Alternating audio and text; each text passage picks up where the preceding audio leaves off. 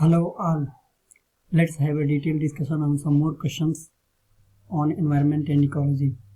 So the question is, which one of the following is a useful functional association between fungi and the roots of a higher plant? The options are biofertilizer, caroloid root, lichens, mycorrhiza. The correct answer to this question would be option D, that is mycorrhiza. In mycorrhizal relationship, mycorrhiza, it is a symbiotic relationship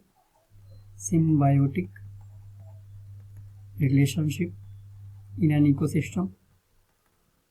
So it is a symbiotic relationship in an ecosystem in which there are two participants. One is the roots of leguminous plants. So leguminous plants,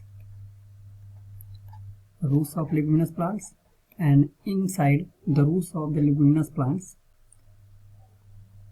there are some bacteria or microalgae called rhizobium. So mycorrhiza is a symbiotic relationship between the roots of the leguminous plants and a bacteria or microalgae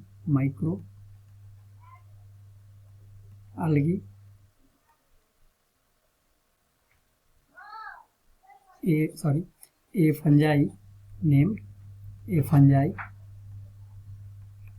or some people say it is a bacterium named rhizobium. Rhizobium secretes some fluids inside the soil, and also rhizobium functions as biofertilizer. It provides biofertilizer to the plants, and in return the roots of the plant provide nutrient or food, ready-made food, synthesized food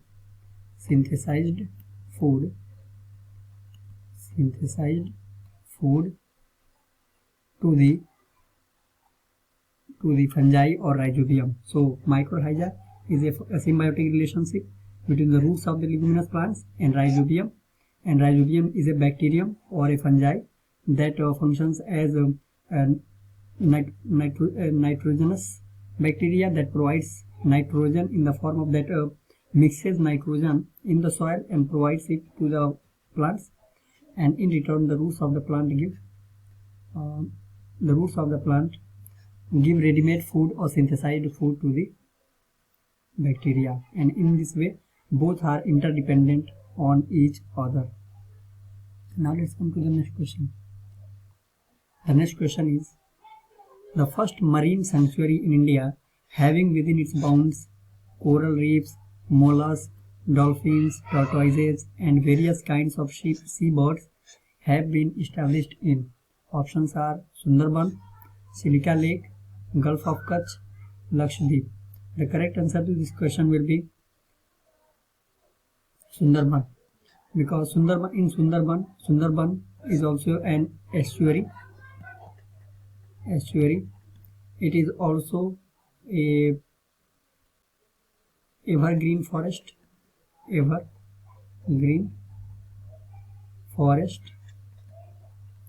and it is also called mangroves. And in these mangroves and in this evergreen forest or estuary, we find dolphins also, Indo-Ganges dolphin. We find Ganges dolphin.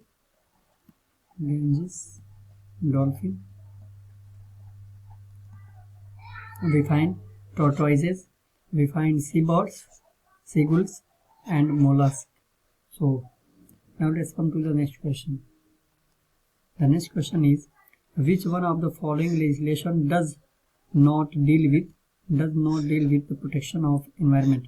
Options are Water Cess Act 1977, the Forest Conservation Act 1980, the Public Insurance Liability Act 1991, and the Port Laws Amendment Act 1997. So the correct answer to this question will be option C, that is the Public Liability Insurance Act 1991, because it has no bearing on environment.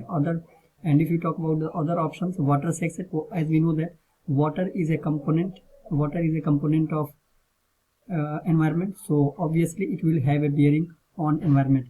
In the same way, forest also, water, forest also are the component of environment, so they will have bearing on the environment. And the next, port laws. If you talk about port laws, so Port Laws Amendment Act, port laws also have a bearing because they are ports. Major ports are situated on the banks of the river, or they are situated on the coasts, sea coasts. So obviously they come under the coastal regulation zones that has a bearing on environment. So coastal regulation zone, because they may create, if they are not regulated, port laws are not there, they may create problems, they may create environmental degradation and some form of biodiversity loss and some negative effect on marine biodiversity or aquatic biodiversity. So this is the answer. Now let's come to the next question. The next question is, neem tree has acquired industrial importance as a source of, options are biopesticide, anti-fertility compound. Second option is anti-fertility compound, biofertilizer and anti-cancer potent. Option C is biofertilizer, biopesticide and anti-fertility compound. Option D is anti-cancer drug, biopesticide and biofertilizer. So the correct answer to this question will be option C, that is neem tree is considered a potent source of biofertilizer, biopesticide and anti-fertility compound, because we know that neem, nowadays we find neem coated urea,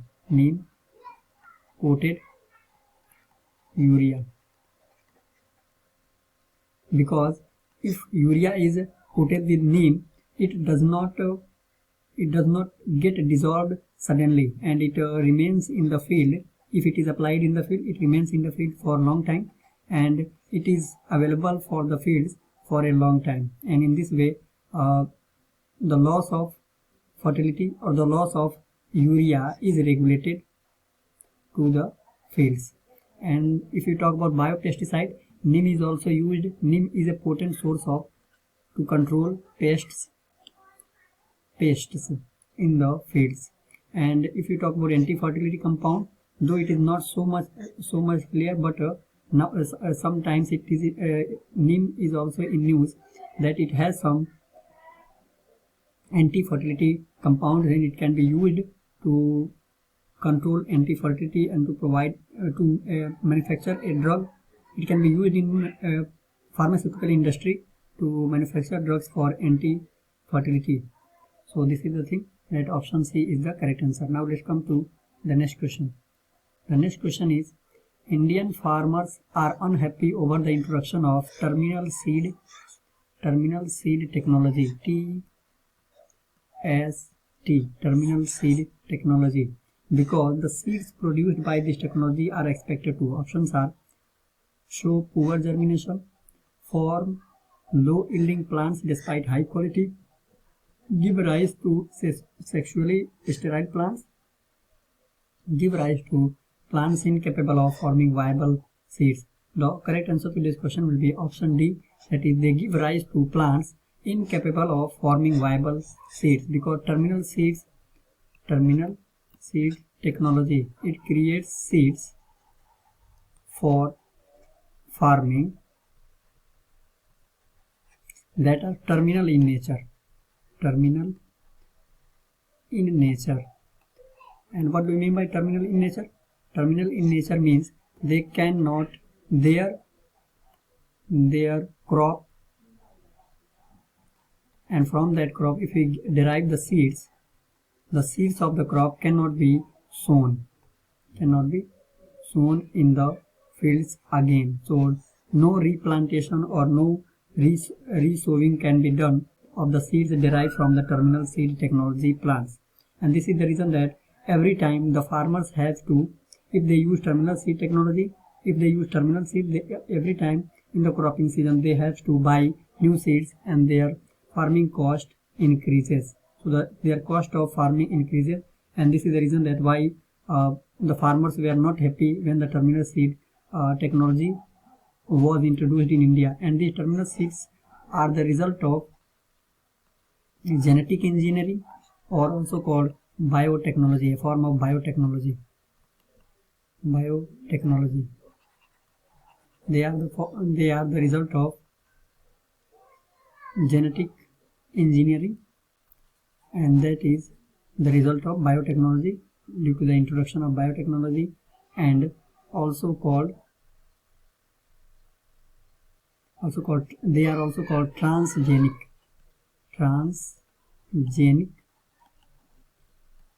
seeds. They are also called transgenic seeds, and the property of transgenic seeds is that they have high yield. Most of the time they are pest resistant, and so on and so forth. But the major lacking is that we cannot use the seeds derived from the terminal seed crops for resowing. This is the reason. Now let's come to the next question. The next question is, within the biological community, some species are important in determining the ability of a large number of other species to persist in community. Such species are called, options are keystone species, allotropic species, sympatric species, threatened species. The correct answer to this question will be option A, that is keystone species. Keystone species are the species, it is a concept in environment and ecology or ecosystem, environment, ecology or ecosystem, that there are some species that are keystone. It means the survival of that whole ecosystem, or the existence of that whole ecosystem depends on these keystone species, because if they get disrupted or somehow they get extinct, the whole ecosystem will collapse. For example, if we talk about Silent Valley National Park, in Silent Valley National Park we have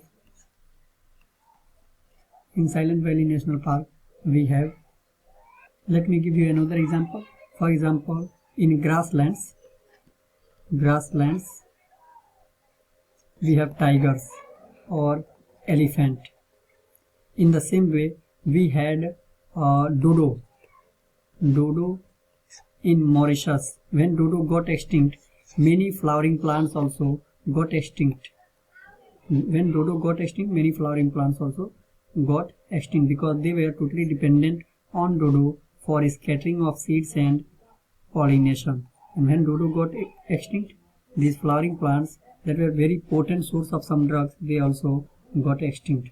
So this is the reason that keystone species are very important for an ecosystem. Now let's come to the next question. The next question is, which one of the following organism can serve as biofertilizer for rice crop? Options are blue-green algae, rhizobium, mycorrhizal fungi, azobacter. So the correct answer to this question will be option A, that is blue-green algae. Blue-green algae are found in the rice or paddy fields. And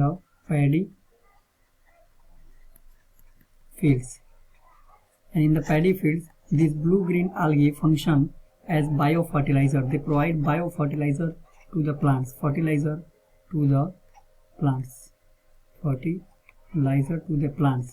Though most of the time, these blue-green algae are a major source of methane,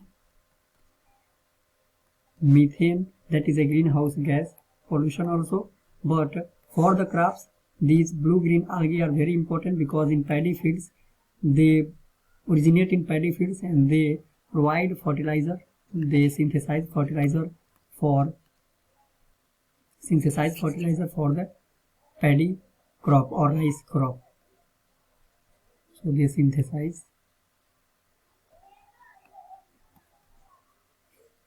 fertilizer. In the same way, if you talk about mycorrhiza, as we in the last